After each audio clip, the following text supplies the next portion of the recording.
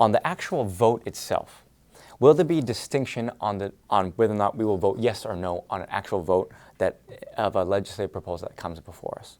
But what is lost in the conversation and assessment is there is so much more to a representative than just simply a vote.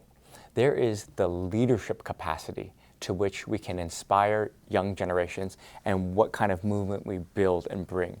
So, for example, I bring not just solid progressive values on the track record of a vote, but also I'm a leader statewide on authoring Proposition 3 to enshrine constitutional protections for same-sex couples to marry in interracial marriage. That is not specifically a vote or a requirement that the district residents of Silicon Valley have asked me for, but I want to be a national and statewide leader on these issues impacting our region.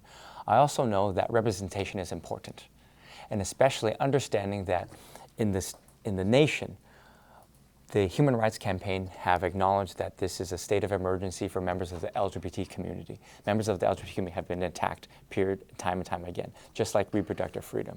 There's never been an openly LGBT person elected in the history of our country from Northern California.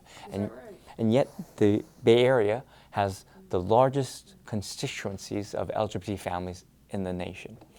Similarly, our region consists of close to 40% Asian Pacific Islanders. There's never been a Chinese American elected in the history of our country from Northern California. And why is that important? Not just for empty tokenism, but what we will do in advancing these issues.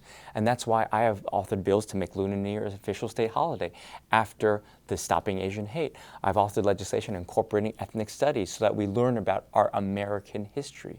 So it does matter on the person, not just on the vote. So again, your question was about the vote, but there's significant difference about who we fight for and what issues we will advance aside from the vote. And that's why this election is so important to making sure that who do we want to see in these elections.